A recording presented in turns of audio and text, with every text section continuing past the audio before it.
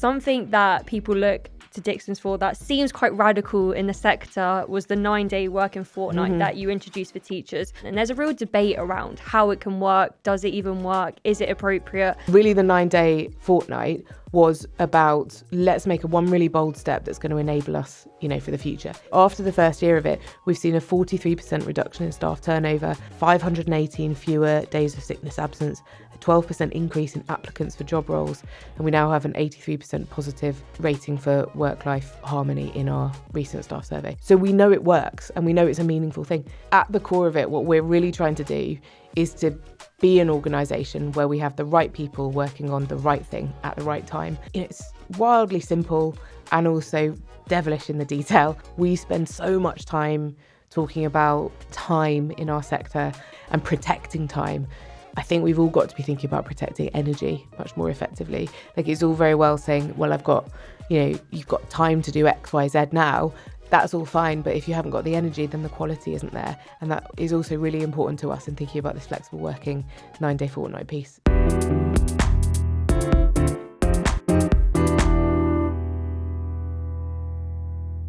Welcome to Trust Matters Lessons in Leadership.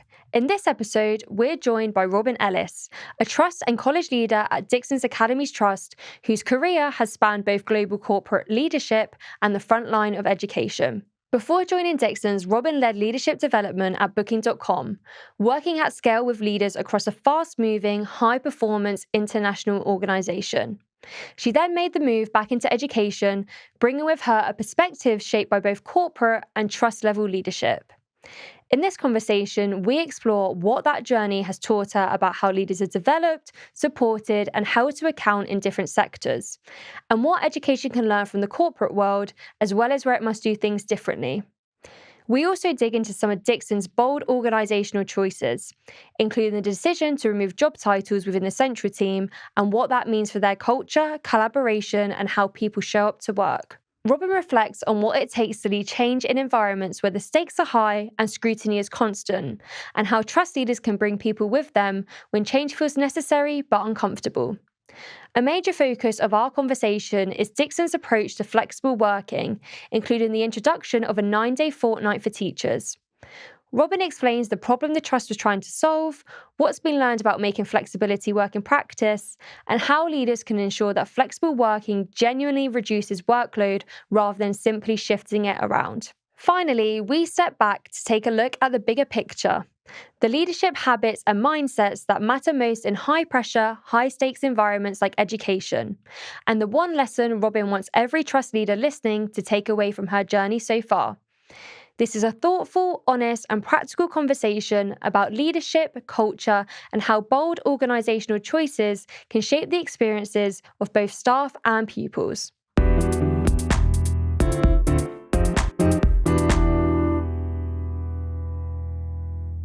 Welcome to the podcast, Robyn. It's a real pleasure to have you with us today.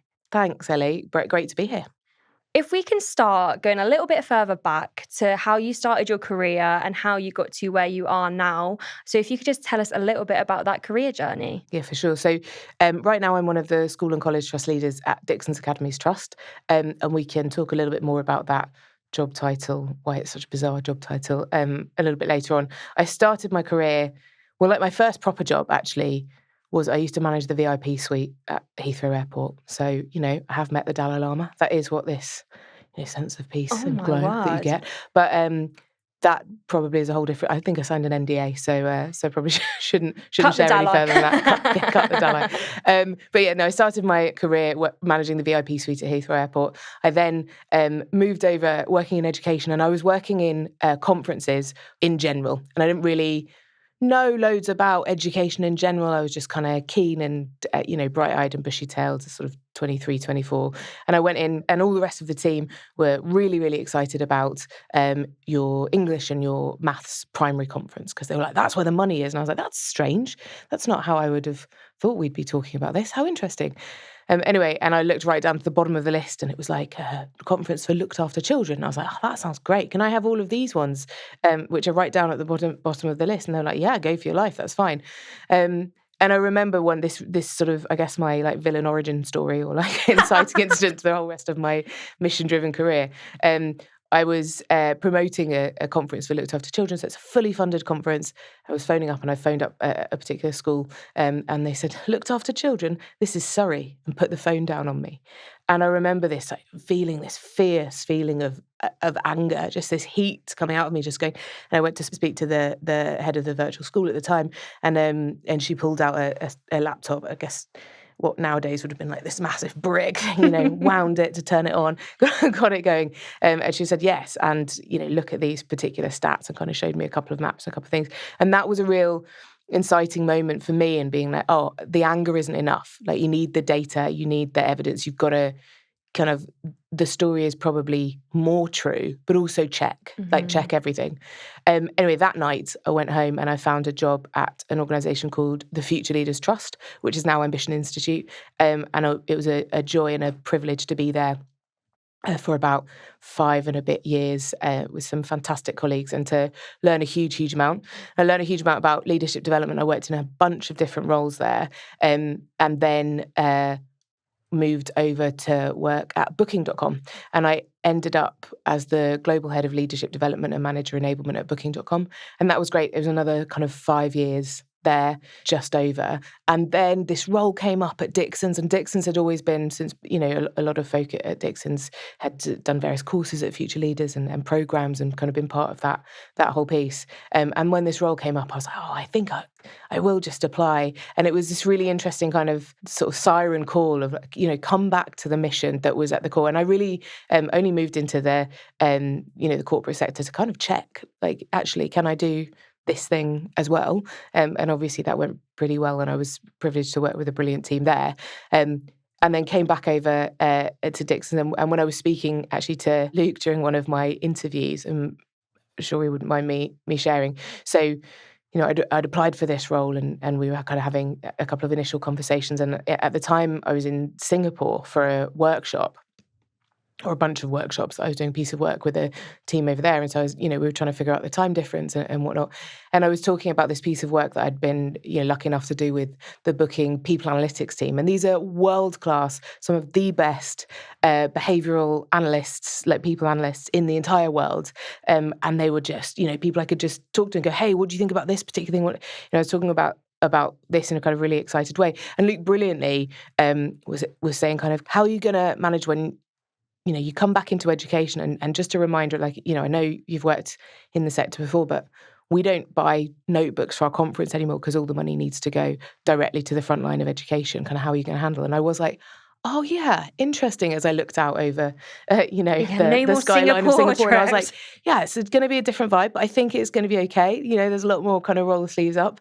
And I said, well, I think I'll find it challenging, but it's important, and it's the thing I want to do. It's the mission, kind of, to come back. So, that was my journey to come to Dixons. And then was working on open source, was working on, which folk might have heard of or seen. It's essentially what we like to think of our gift to the sector. Our doors are completely open. We're sharing our practice all of the time.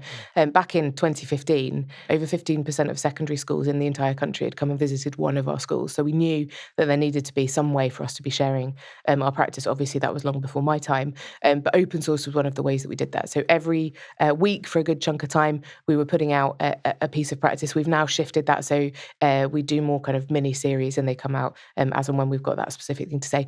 And that really is to both share what we're doing, but also to, provoke a bit of discussion. So joined Dixons to be doing that, and then moved on to be doing a bunch of other interesting things as well. And like you said, it is a big transition. No more Singapore trips, no more loads of money for travel and meals out and things like that. But your focus was on leadership and leadership development. And what were some of the stark differences you first saw when you moved back into education about the way that leaders were developed and nurtured, and some of the things that people spoke about when speaking about leadership development, and the main differences between the two sort of sectors? Yeah, for sure. So I think that there's I'm going to give some really honest answers here, and there is with no shade at all to my colleagues in all sectors that I've worked in, because there are some incredible leaders. I think what I'm passionate about in the leaders that I've worked with in education is that the mission is so close to the surface. Like, these are colleagues who have made a decision at whatever point in their life, but often kind of early on in their career,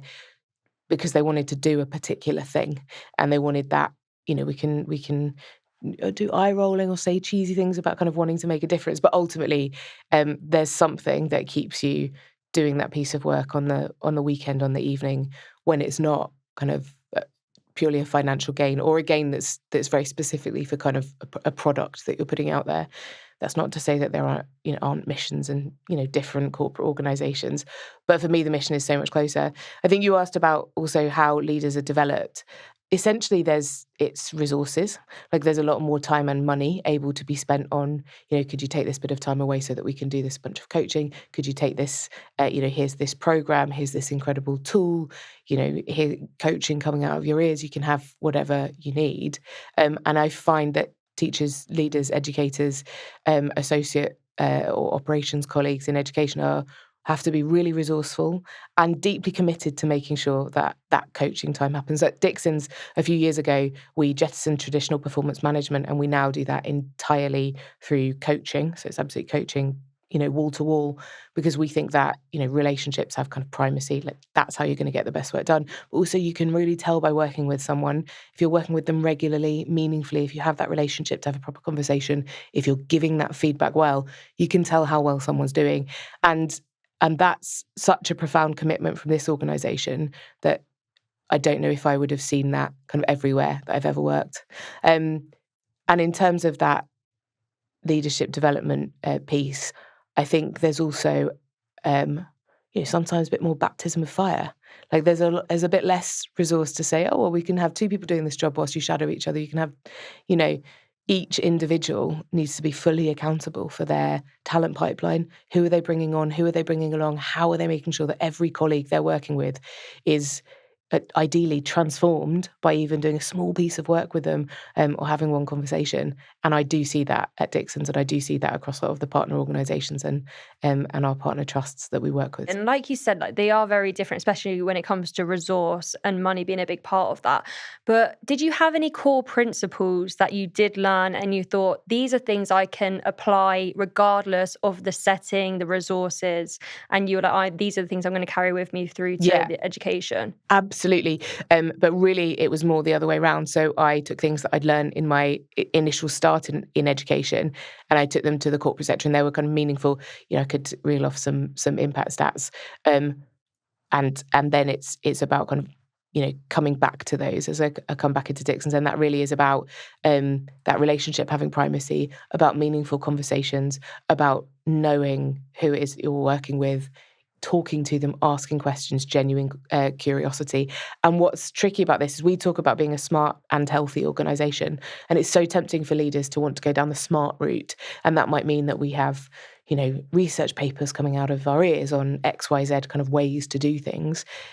Being a healthy organisation also means living it and doing it properly, and you can kind of read as many research papers as you like about having a really meaningful, genuine conversation, but until you actually grab that cup of tea and have it, then it's all in theory. And I think that's also what's quite magical about education, is the work that we do is about people all of the time, every minute of every single day. And that's also why, it can be really tiring and exhausting. But going back to what you're saying, one of my key, if there's like a key pragmatic piece, which I did learn out of education, it was this brilliant kind of 3-line way to prepare for a really tricky conversation. Can I go super pragmatic, Ellie? Is that all right? Please do, yeah. So when preparing for a tricky conversation, there's loads of models out there, but what really helps me, has helped leaders, across my work in the corporate sector, across booking.com, was really thinking about, in this conversation, what do they need from me? What do I need from them? And how do I want them to experience the conversation? And if you can answer those 3 questions, you're already onto a winner. And it's that third one that really often comes into it, because you might be like, oh, it's just an exchange of information. We've got to think about, what is the experience of this? Is this a sit down of like, dude, what's going on? This thing went wrong. Like, let's talk about it. Or is this, which is not how I would do coaching, but don't take that literally. Yeah, exactly. Or is this much more of a like, hey, celebrate this thing with me, or hey, tell me the story of that. Like, what is it? What are you aiming for? And as a leader, thinking about how people are experiencing interactions with you, is super, super important. So those are my 3 lines.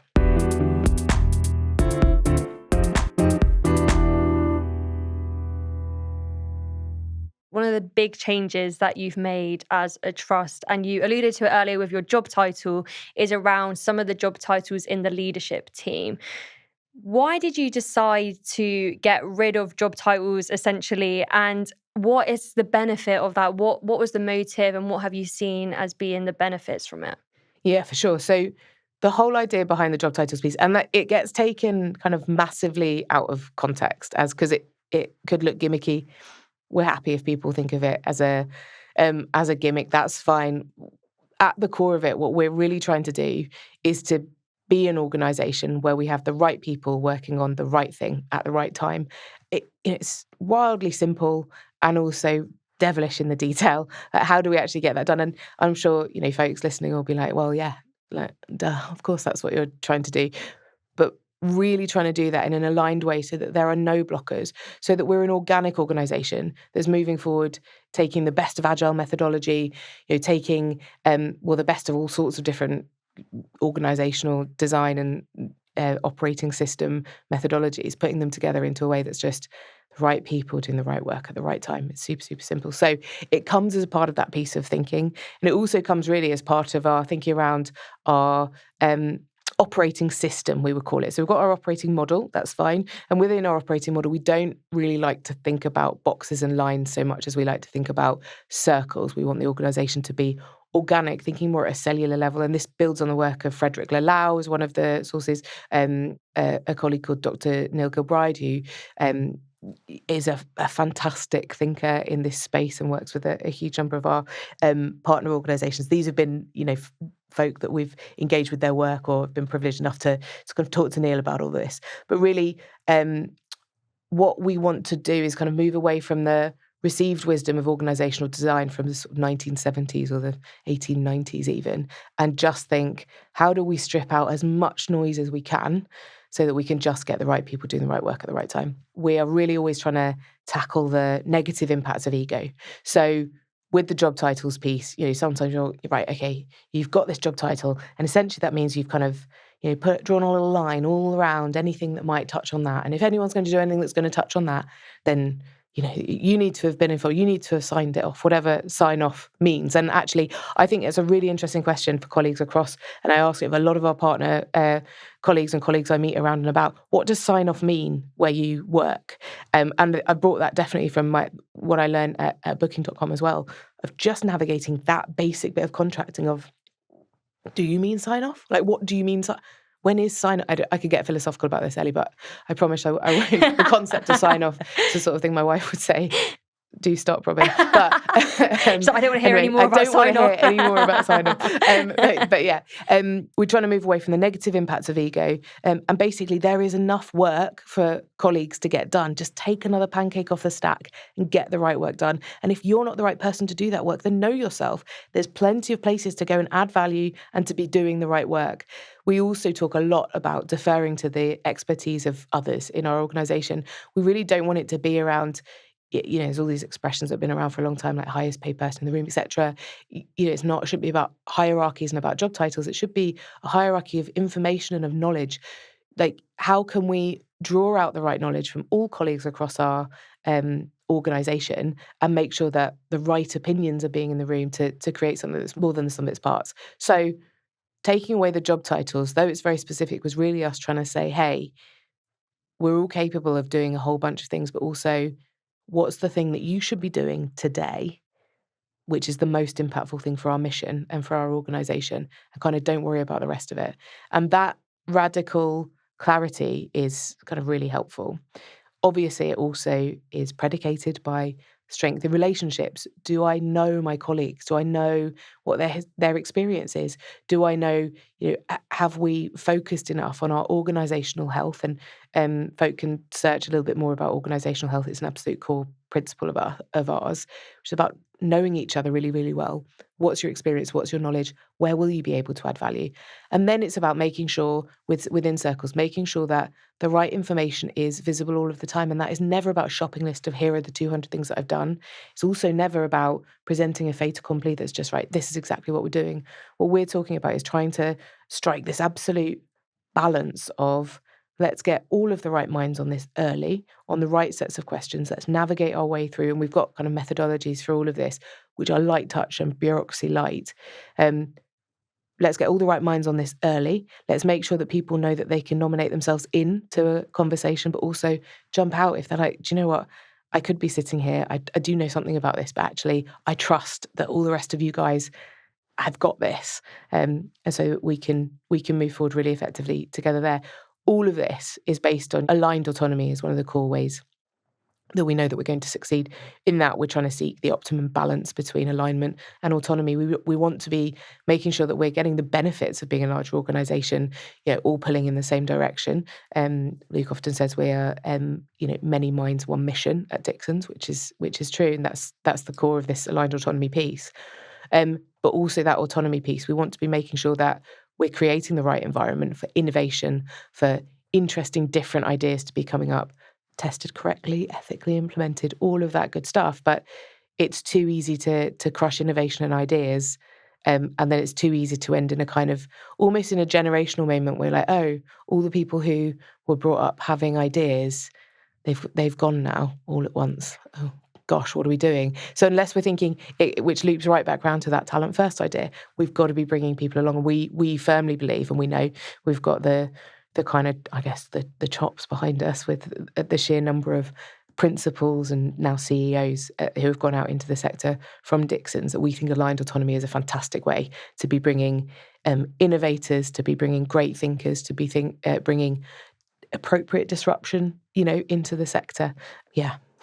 And you mentioned ego, and I think people are very wedded to their job titles. Yeah. We live in a society where people often say, you might meet someone and say, what do you do as your job? And it can be a defining characteristic, your job title, and like how it says your place in the world and where you've been and what you've done and how you succeeded and grown in your career. How was that delivering that when people, I guess you are conditioned in the society to feel proud and striving for the next job title? Like, how was that in delivery of people having to take a step back and be like, oh, I don't have that job title I worked really hard for anymore? Yeah, absolutely. And to be clear, it's not every colleague, it's just a certain group of colleagues. And we're still ironing out bits like that, as we go forward. And also, some elements of kind of the operating model. There are some organisations, like certain decisions just have to lie with certain pieces. That's the way legally, how organisations are constructed. So we do have to have some of those pieces in place. We're not looking at, we're seeking to be radical, but not, overly radical. It's really about us kind of finding that right balance. So it's not every single colleague, and partly, we've got more to do in terms of thinking that through. And I guess on that one, for the group for whom we've made this move, it's pretty hard. And I say that from like personal experience as well. I was like, what? Oh. I can just sum it up with that noise a little bit of like, oh. And that's where it's kind of the personal thing. But, like coming back to the broader mission of like, we're also a really pragmatic organisation. So we know that if people want to apply for another job, then school and college trust leader doesn't mean anything. So, that's fine. That's about having the right conversation and kind of making sure that, the right thing is represented for all of us. And there is a little bit of that. I think for me personally, I definitely had that like, especially as one of the people implementing it. I was like, oh, no, wait, hold on. What am I doing to myself? Oh, gosh. And that's also okay. So we want to, celebrate the fact that people have worked really hard to get to wherever it is that they're doing. And for me, I was like, I feel like, I 37 stepping into that role. I was like, I felt like I did that. Like I worked really hard for this specific thing that I wanted to do before I was 40, and here we are. And like that's all. It's all fine. And we at Dixons are a lot as well about let's meet each other where we are. You can't do coaching. You can't have a coaching culture unless it's like that. So we just talked about it and we had a bunch of conversations about it. People expressed, all of their feelings about it. And then, overall it was a decision that, we came to collectively as this is the right thing for our operating system. This is the right thing for our mission. Ultimately, we think we can, we have 3 really specific ways of measuring the success of our circles operating system. Have colleagues got more of the right work done? Have colleagues spent their time in the most impactful way? And have colleagues had enough information to make the best decisions? And there's enough is doing a lot of heavy lifting in that. Just to get into that for a moment, we know that as educators, you need to know everything all of the time about your organisation, and that's also not necessarily possible when you get to a certain scale. So how do we make sure that enough is an understood feeling and that leadership's still possible like that? So with that, we were like, okay, this is the right choice for us to be able to make this move towards much more meaningful agility, make the right move towards being an organism as an organisation that's getting the right thing done, and to stop any of the grind of gears, to move away from kind of gears, cogs, boxes and lines and into circles that can keep on moving even if one's had to stop for any given reason. So ultimately, it's all of that has to be about belief in the mission and fundamental belief in the mission, but also about being able to just own how you feel and then having a real tub-thumping conversation of like, sometimes like, yeah, okay, well, this does seem like a pretty good idea on balance, but my LinkedIn's going to look a bit funky. Yeah. Like, cool, fair enough. I don't think I've even updated my LinkedIn since we did it. It's about 4 job titles ago, I think. That's so funny. Going to the LinkedIn like, oh gosh, like what is this going to mean for my feed? What am I going to do? Yeah, quick. And a word you've mentioned a few times is radical. And I think something that people look to Dixons for that seems quite radical in the sector was the 9-day working fortnight that you introduced for teachers. I mean, there's been a lot spoken about it. I think it's one of those things that for ages since the pandemic, people have been thinking, how can we make flexible working work in education? And there's a real debate around how it can work. Does it even work? Is it appropriate? What was the reason you guys decided to do it that way?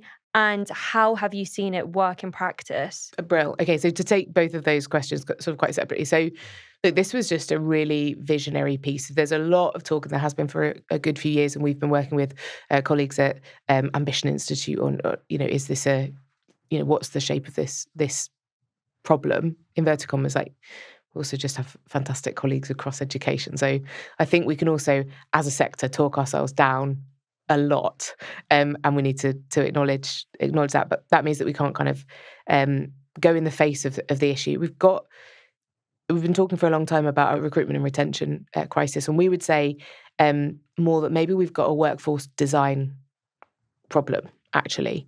And there's a bunch of different work happening all around the world, and colleagues kind of talking and trying to noodle out what is this, what is the right answer to this. And for us, the flexible working piece was just a bold vision of saying that this is really possible. And it's about increasing agency for educators. Now, I'm going to focus mainly on the flexible working, the 9-day fortnight, which is for education staff at Dixons. Our colleagues in associate teams typically have something called structured time away, which brings in the core principle based on some core principles of our flexible working work. But the 9-day fortnight, I know, is the kind of that's the juice of what a lot of folk want to talk about. So, but we can, if anyone's interested in talking about how we've done this on the associate side, then we can definitely talk about that as well. So what we were trying to think about there is actually bringing together, we're doing a huge amount of work on what we're calling our next generation workforce. Loads of colleagues across the sector working on this sort of thing. It's just how we're thinking about it at Dixons. And really the 9-day fortnight was about, let's make one really bold step that's going to enable us, for the future. Now, it also didn't come about as, right, this is a new project that we're just going to do. We have to be building on the success of everything that we've done previously. So I've mentioned a bunch of stuff already in this conversation around, changes to performance management, sort of onwards and onwards. Since the very beginning, we've been working really hard on workload reduction for teachers. So, in the earlier days of Dixon's Trinity in Bradford, it was sort of quite innovative to be saying no marking for teachers. Like, how can we use our, be doing assessment for learning really effectively in the classroom, so that we don't have so much marking going on. That's one really basic kind of detailed example, but loads of approaches here to thinking about workload reduction. The next logical thing from workload reduction is to therefore be able, why are we reducing workload? So that you can spend your time more effectively absolutely where it needs to be, which is with the students. In order to do that, you need to be, refreshed, rejuvenated at your highest level of kind of energy and emotional energy, and and thinking and feeling really well. So how can we increase the agency that educators have? If we've done all this workload reduction, there must be, something else that we can do. And then the way that this was done is a really classically Dixons way. So the team had talked about it for a whole bunch of time, and then Luke essentially set the vision and said, "Do you know what? Let's just do a 9-day fortnight. This has to be possible. We're, a large enough organisation to make this work. We've got enough thinkers who can do this, solve this problem. Let's just go for it. Let's make it happen." And painted that out. And again, that's where aligned autonomy comes into this whole conversation. It wasn't, hey, we've thought through every single bullet point on this, and this is exactly how everyone's going to do it. It was, here's the vision. Let's all get there together. But in this first year, let's all work out for ourselves. We'll share as much best practice as we got, we got as much support as we could, together to think it through. Let's all work our own way to get to this vision. And then let's learn from, the best versions that come through. And that's aligned autonomy really in practice. I'm not saying it was absolutely perfect in the first piece, but it's iterated. And even after the first year, I've got a few stats here, if you don't mind me reeling off a few stats. So after the first year of it, we've seen a 43% reduction in staff turnover, 518 fewer days of sickness absence, a 12% increase in applicants for job roles, and we now have an 83% positive rating for work-life harmony in our recent staff survey. So we know it works, and we know it's a meaningful thing. But as I say, it's about agency.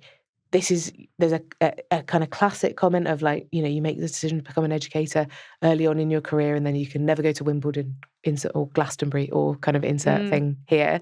And those things are all true.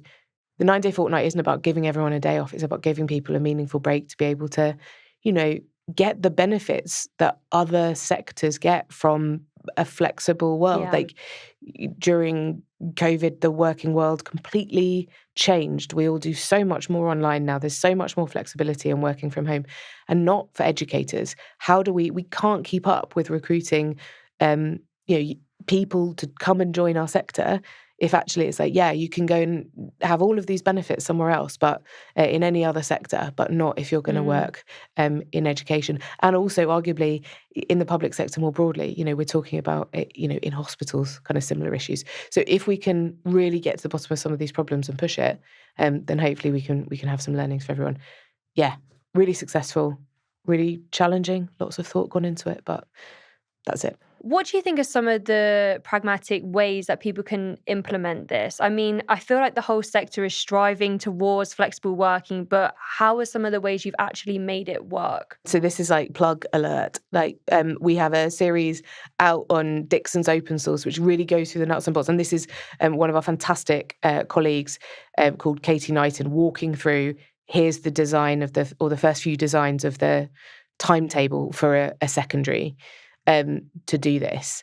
And I think what's brilliant about that series is that Katie kindly kind of walks us through, here are all the really, like, the bits that really screwed with her head as like an experienced timetabler of like, how do you get there? And that's what's brilliant about that. So it's kind of step by step, and folk might really value that. Maybe I'll just pick out 2 or 3 sort of really key points. So, the change management and the planning, as I say, that was a lot about pre-morteming. That was, set the vision, think it all through, pre-mortem all of the different options that you've got, the kind of route to flow with that. We were really careful to consult really carefully with all of our stakeholders. So working closely, for example, with our shadow board, which I can explain a little bit more about shadow board in a bit, but essentially it's a group of colleagues from all across our trust who come together. I think we've got 17 at the moment colleagues on the shadow board, and they'll be at all different points in their career, all different job roles, and they come together and they essentially operate as a shadow to our board to give their opinions, to be saying this is how we should be doing things. It's a place for us to check ideas and kind of work things through. And we really contract that needs to be a kind of, a challenging place. We want like, well, actually that's not going to work because of this. And that's what happens in that forum. And work closely with the unions to make sure that we were we're trying to improve the way it is to work at Dixons. So, of course, there was, that was a really productive partnership as well. So I guess working closely with all stakeholders who are going to be impacted, and also being really clear with our messaging externally. If we're going to be saying, hey, come and work at Dixons, you get a 9-day fortnight.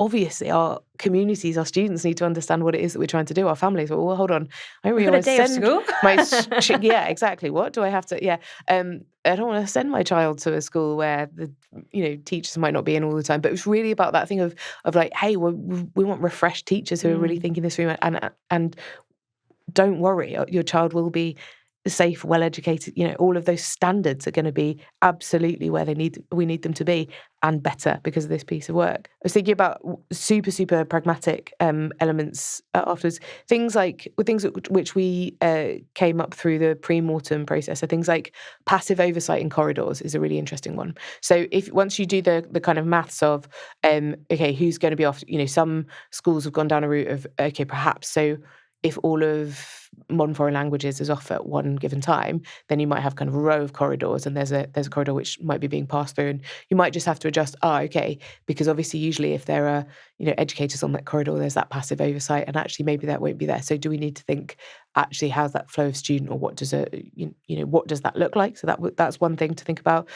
We also came up around anchor days. So obviously the immediate piece, and Kate talks about this in the series we've done on open source. The immediate idea is obviously that you would think about having colleagues off, a proportion of colleagues off on every single one of the 10 days. But actually that doesn't quite work, because you do need some days where, like anchor days, where colleagues are in all the time, so that you can have all staff meetings, parents' evenings, all of those kind of things. So if we have staff off over 6 days in the 10 days, then we've got 16.7% not in work on the off days.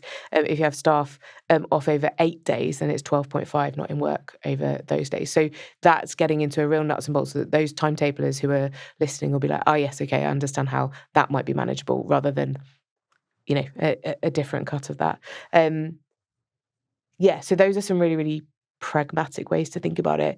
And then I think the other, also pragmatic, but possibly a bit more kind of hearts and like a bit more gut related, is not to lose the confidence that it's the right thing to do, because it is hard. It's a real fundamental change.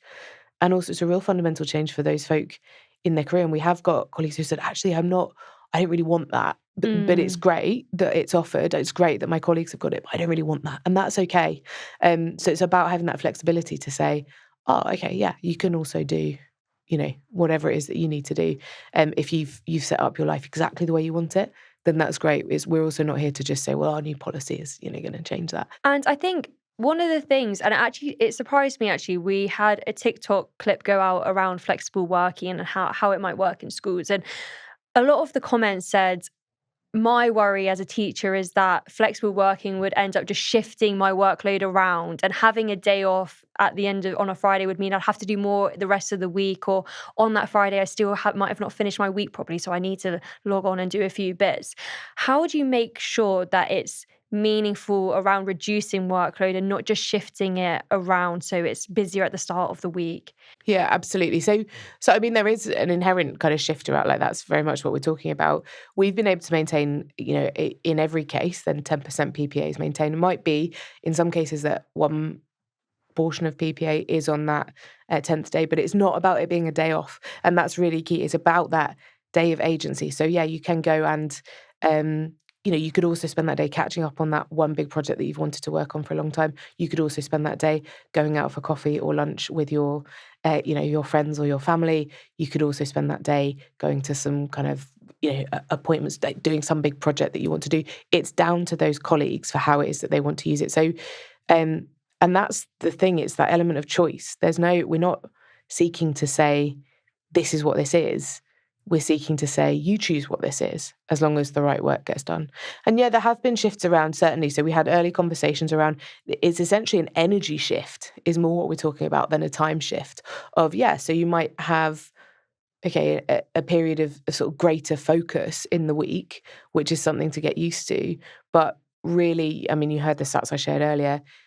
Colleagues who have heard a lot of colleagues who have reflected on this and said, initially it was a real challenge to figure out that energy shift. But like overall on balance, first of all, I've got used to that, and now I'm able to do this, and also the benefit way outweighs, this change. And like every change is going to come with some pros and cons, but I just think having that opportunity to go and do some other stuff with your time, or have that thinking space we've got colleagues who are doing additional studies in their time because that's what they want to do, that's where they want to be spending their energy, is really, really important. And I want to just say a quick line on energy as well, because we spend so much time, I spoke earlier about, thinking about the received wisdom from the sort of 1970s and whatnot.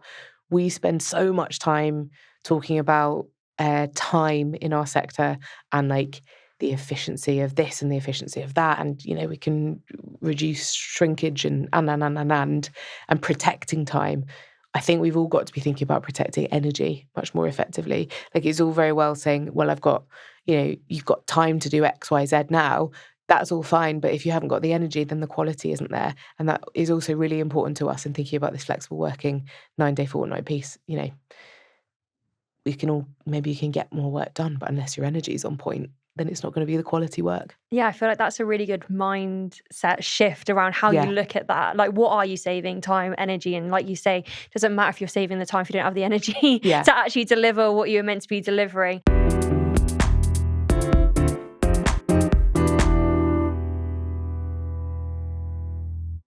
And speaking of mindset, obviously you've done a lot around leadership development, culture. What are some of the leadership habits or mindsets that you've seen that really work and have an impact in people's roles? Yeah, certainly. So, well, I wouldn't, dare to say we'd implement things just because of, just because a little B. But one of the key things, so that point I've just made really about energy being as important as time, I think is really one of them. And, there's some really kind of concrete ways of also acknowledging that. So colleagues, I think, would pretty universally across our sector, across pretty much every sector, say that, coaching time has to be sacrosanct. That's time that you would really hold in. It's also okay if a colleague is reaching out to you and saying, hey, can I grab you for a minute, or can I do this for a minute? Just to say, hey, you really could, like, what's it about? First of all, check what it's about. Say, you really could, but I'm really not going to give you my best answer. Could we speak about this in an hour when I've had lunch? I mean, lunch in an hour is a bit of a luxury that I don't think many people have, but in an hour when I've eaten something, or taken myself for a walk around the block, or perhaps tomorrow morning when I'm going to have my fresh brain. So knowing yourself and your own energy, that's really important, and I think that's something that we're doing more about, and that is something that's really I see feels less possible in our sector, but I think is, and I think that's why the vision around the 9-day fortnight and the flexible working piece has been really valuable. So that piece about energy is really important. I think I've probably already made most of my points already, Ellie, to be honest, around primacy of relationships. Like, just take that minute to just talk to someone and understand a little bit about who they are, why they might be doing whatever it is that they're doing. I don't mean why in like the behaviour. I mean, why are they here? What are they seeking to achieve? Like, purpose-wise, why are they here? And then you can zoom in on, okay, well, this particular behaviour is impacting this. So that the energy, curiosity, and relationships, I think, are the key things. But also what's great about that is they all sound so woolly, and I know this, and I've been challenged on it for now, getting into the second decade of my career working in leadership development. And it's because that's the nuts and bolts of it. And I said this earlier, you can read as many research papers as you like about a proper conversation, but sitting down and having it is a whole different kettle of fish. And that's the thing that we need to kind of crack on and do. And you've mentioned so many amazing insights and tips and ideas and different ways of doing things. But for leaders listening, what is the one thing you'd want them to take away from this conversation and maybe change in the way that they lead or develop others, or some of the things that they do around leadership in their settings? This is going to sound really cheesy, but it's just joy. Like, joy. But that word, like, joy, I kind of can't say it enough times. What does joy mean? And we've been talking for 2 years definitely about joy in education. We want joy in the classroom. We want joy in every interaction. We want to, it's genuinely, a school or a college is a genuinely joyful place to be. But also so's any room with any of my colleagues, really. Obviously, sometimes there are tricky conversations, but we are responsible, leaders are responsible, but all colleagues, I think, have this leadership role in any moment of like, we can decide what it is that we want to bring. And I don't mean bringing toxic positivity, but I do mean bringing that sense of time, of energy, of perspective, and therefore of like humanity and humour. And it's okay for us to find joy even when things are incredibly challenging and you're working in as we do in incredibly challenging circumstances, challenging schools and our college. It's wall-to-wall challenge, and the expectation on educators and people working in education is so high. Let's have a little bit of joy, and let's not forget to not always take ourselves too seriously, and to make sure that we're having a little bit of joy. I know that it would be great if I could say, I mean, I can cite research article after research article about how important joy is, and I'm sure it would be great if I had some other real hot take, but like, can we all just sort of have a nice time? That is essentially what I'm trying to say. I think that's a lovely little reminder as well, to find that joy and try and encourage that joy even when things are tough.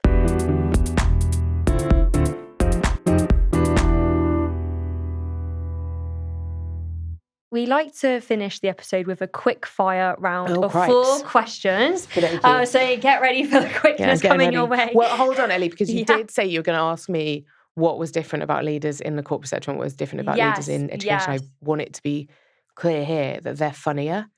People in education are funnier than people in corporate. I want that to be known. They're funnier. They're just funnier. That's it. If you take one thing away from this, it's you're funnier than your friends in the private sector. You're funnier, definitely. No, universally. I love that. That's not to say I don't have some really funny friends from corporate. Just saying. Not as funny. Really funny. Yeah, and good. they can find the joy in that. If you're listening to this now, you can find the joy in knowing you're funnier than everyone else. Exactly. It comes from being resourceful. I think that's the key thing. Oh no, I love that. Well, I'm going from the joy to the first question. It isn't a joyful question, but what do you think is the biggest challenge facing the education sector right now? It's really easy for us to talk ourselves down as a sector, and I think we are still a deeply functioning part of our state of society. We are, in many cases, anchor institutions. Confederation of School Trusts published that paper along with Reach a few years ago. We've talked a lot about being anchor institutions, about we are, a part of the state where it'll be noticed if your child doesn't come. We will notice that, and our doors are open, and we will talk to you in a way that a lot of other areas, have seen so many cuts. So I really want to be clear about our message of hope in that, and our message of, we're still doing great stuff across our sector, and so that's really important to say. In terms of the biggest challenges, we've got, a lot of changes coming out to guidance. We would still believe that where we know what we're doing really, really well, like let's stick to the to the ethically researched pilots that we're doing, to what we know works, and to being focused in research and making sure, we don't get too distracted and misspend our resources, whether that's time, energy, money, whatever else, on doing the wrong things. I think also we are at risk of moving too slowly for some of the key issues. So we've talked about next generation workforce. I don't think it's a threat, but mismanagement of digital and AI work, I think, is really, really important. And I think also, getting caught in the crossfire of a lot of politics when that schools should be places of safety and inclusion, and let's make sure that they are. Every child deserves a great education, so let's make sure that they get them. I haven't quite answered in a quick fire way. Sorry, Ellie, but you're right. As long as the next 3 are quick. No, No, what did I have for breakfast? Easy one. Second question, what motivates you on difficult days? On difficult days, I could say deep hunger for our mission, yes. Also, just a deep commitment to my colleagues, yes. And also, I really like hanging out with them. So, I'll show up to that party any given day if I get to work with the people that I get to work with at Dixons and our partner organisation. It's not just about Dixons, it's about, it's very cool to get to work with all of the colleagues that we get to. I've mentioned a lot of different organisations here today, but yeah. And a third question, and this is often the hardest one actually, what has been your proudest achievement in your career so far? I honestly think being welcomed back into coming back to education from corporate was a really big personal decision, and I'm sure people can imagine all the different elements that went into that. And then sitting here, being lucky enough to sit here, thanks for inviting me. But sitting here, and I'm confident that some of the work I've done has made a difference to get more resources to the front line where it should be, which is educators working with children to make sure that every child gets a great education. I know that that's like wishy-washy, but that is it. No, That is actually it's nice. But one of my favourite moments, maybe that's a different thing, because I think this is kind of summed up by it. I was in this really great, this was like a year ago, I was in a great, we do some partnership work with some other trusts, and I was working with, we had a CEO had come to visit us for a piece of work, and we were at one of our schools in Leeds, at Dixons Trinity Chapel Town, and we were taking part in family dining. So, all the students sit around together, and one student is serving, and students are encouraged to have really high quality conversations. So we've sat down and had this thing. So we joined family dining, and I was sitting opposite the CEO, and they were really trying to navigate with me. Well, what would be the price for this type of partnership, and what would be the price for that type of partnership? And there was a year 4 student with us who just went, "Excuse me," and we were like, "Oh yeah, sorry."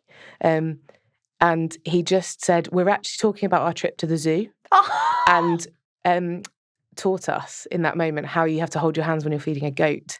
And I really was like, "Yeah, this is what I'm in for." And looking across the table and being seeing this person who, fantastic colleague, but seeing this person really reconnect with, "Oh yeah, hold on, how do you feed a goat?" Yeah. That is really important. It's moments like that, and I know they're coming out of your ears, but I just think sometimes they're so stark in the way that it can give you perspective in the middle of one specific, such a grounding reminder, esoteric different. Excuse me, we're actually talking about how to feed a goat. We've got bigger problems over yeah, exactly. here, actually. Would you, if a hungry goat came in here now, would you know how to hold your hands? Yeah. They've got to be flat. We're like, "Oh, right, you don't want to be getting a bitten finger from a goat." Exactly. But it is that important thing. And also I could go on about that for ages, but I know that those moments folks listening will obviously have 200 million, and I've got loads of examples, but I think it's things like that, and having made a choice to go away from specific elements of the corporate world into a situation where someone will just be like, "Hold on, do you know how to feed a goat?" That is actually a thing that I'm proud of having done. Did you want a personal answer? Or do you want, personal. I can give you I think I've read probably enough percentages out to you today. No, but maybe that's fine. And the final question is, what are you most looking forward to the rest of this academic year? For sure. So we've got some really exciting work coming through on the digital and AI front, which is super important. We've got our new Dixons sixth form in Manchester, and a secondary school approved in this last round as well. Really excited to be putting kind of further work into that education that we're able to offer, expanding in Manchester. We're in a merger process with another trust at the moment, so we're going to be larger and stronger than ever, and that's really fantastic to be welcoming more colleagues so that we can be working together. For me, very personally, the thing I'm really excited about, I mentioned the Civic Anchor piece of work. I'm privileged to work with my colleague Jim Lauder, who I'm sure lots of people, Jim knows everyone, so I'm sure lots of people have worked with him. But some of the work that he's done and with our schools and our college across all of our cities. We've got great examples of things like students in Manchester have worked with Greater Manchester Combined Authority. So there's now a health alert on trams. So if you see something happening immediately and you know that we're going to need immediate help, there's a QR code that can be scanned, and that comes down to the work of lots of young people in the city, but definitely of students at Dixons Brooklands Academy and Dixons Newell Green Academy. I personally am just really excited to see what else our students want to do when they're changing the society that they've got, that they have to live in. We already had a couple of years ago, students in Bradford worked on their experience of going on buses. So lower bus fares for our students. These are the concrete examples of the things that they want to be working on. So that's the thing I'm personally most excited about. And it's not even a thing that I'm delivering. So, no pressure to our students, but I'm most excited about what you guys are, the ideas you guys are coming up with. So that's for me. Amazing. It sounds like you have really exciting things coming up. So yeah, an exciting rest of the year for you. Well, lastly, it's just to say a big thank you, Robyn, for coming on the podcast. I feel like listeners will have so many things to take away and think about. So yeah, just a huge thank you, and also congratulations on all the work at Dixons you've managed to do. It's so impressive in the sector, and I think people really look to it as a model for what they could potentially achieve as well. Oh, thank you. And we want to be talking to people all the time. So please come and, talk to us. And whether that's because you love something we do, you don't love something we do, email me. My email address is available everywhere. And we'd love to have that conversation.